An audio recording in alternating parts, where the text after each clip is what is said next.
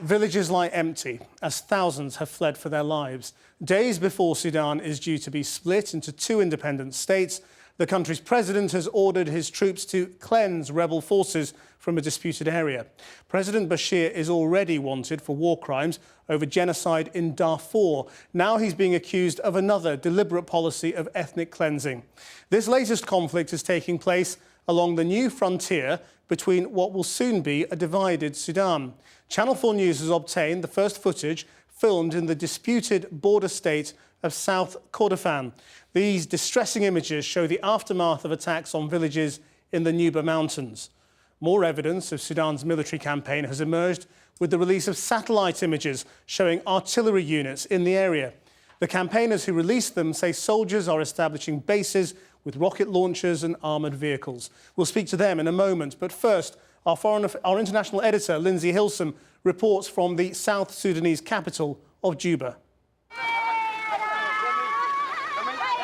Bombs fell in the village of Durain, as they've been falling all over the towns and villages of the Nuba mountains for the past month. The people are terrified, confused, desperate. Those who took these pictures, whose identity we're protecting, say 11 died and more in earlier attacks. They rush people to hospital. Some survive, some don't. This is the conflict everyone hoped wouldn't start, just on the eve of South Sudan breaking away from the north. Here in Juba, people are preparing for the independence of South Sudan next week. But to the north, over the border, the seeds of a new war have been sown. The Nuba people there would also like, if not independence, at least autonomy. But the government in Khartoum is responding with bombers and helicopter gunships. A few Nuba have made it here to the South Sudanese capital, amongst them an MP and eyewitness to the government attacks. She knows that the Nuba mountains will remain in the north, but she says she wants dialogue with the government in Khartoum. If the government wanted to solve any problems with the Nuba Mountains or South Kordofan, they wouldn't be bombing civilians. I'm saying that the government should stop bombing the people because this is killing civilians, not soldiers. The images tell the story of those civilians. Nuba rebels are fighting government forces, but they don't have Antonovs and MiGs which make the people flee to the mountains in terror. A refugee I met in Juba said she was a lucky survivor, unlike her neighbour. The plane came and the bomb fell near my neighbour. She was cut in half. She was pregnant and even her baby came out of her. She was blown to bits. There were 7 people killed at the same time and a small girl's arm was blown off. The governor of South Kordofan, the state in which the Nuba mountains lie, is Ahmed Haroun. He's been indicted for war crimes in Darfur. The Nuba fear he'll do the same to them. A toddler hit by a bomb in the village of Serdiba, another victim of the Sudanese government's determination to subdue the people of the Nuba mountains.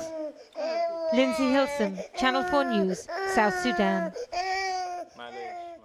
Well, I'm joined now by Jonathan Hudson of the African human rights group, the Enough Project. He also speaks for the Satellite Sentinel Project, founded by the Hollywood actor George Clooney, which has been releasing satellite images of Sudanese army weaponry believed to be being used against civilians there. Thanks for joining us. And this video that we've managed to broadcast tonight is precisely the kind of corroborative evidence you've been seeking to go with your satellite images.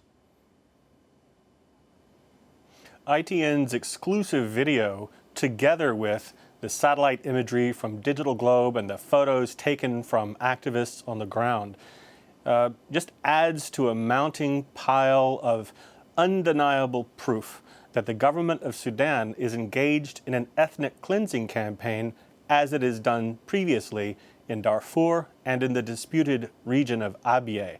Now let's be clear about what ethnic cleansing is. It's not just killing people, but ethnic cleansing is using violent and terror-inspiring means to displace civilians of an ethnic group, in this case, to cleanse the Nuba Mountains of the Nuba people. Now, of course, President Bashir will deny pursuing civilians. He says what he's fighting and taking on, and having to take on for his own security, is rebel fighters. We're denying deniability by showing irrefutable visual evidence. We have photos taken from the ground of frogfoot ground attack fighters aimed at civilians by the Sudan armed forces. We also see satellite imagery showing Sudan's Antonov bombers, these Russian-made planes recognized by every child in the Nuba Mountains by sight and sound because they bomb that frequently. This has so far been a sort of a pretty hidden war. Is anybody really paying much attention to this on the international level? Well, I think in order to get the international community to pay attention, we need to show the visuals. That's why it's so important to get out the photographs, the satellite imagery, the video, show the world what's happening. That is what made a difference when the Gaddafi regime bombed its own people in Benghazi, Libya. NATO swiftly intervened. Now the international community has an opportunity to intervene to prevent ethnic cleansing happening to wipe off the Nuba people from the map.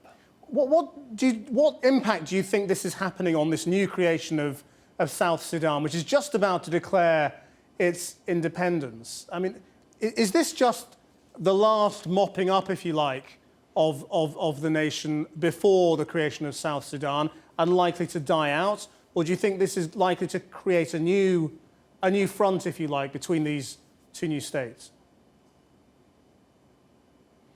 Well, it's not exactly a north-south conflict because the South Kordofan area where the Nuba Mountains are actually is part of the north. And so this is the government bombing its own people, aside from the issue of South Sudan winning its independence on July 9.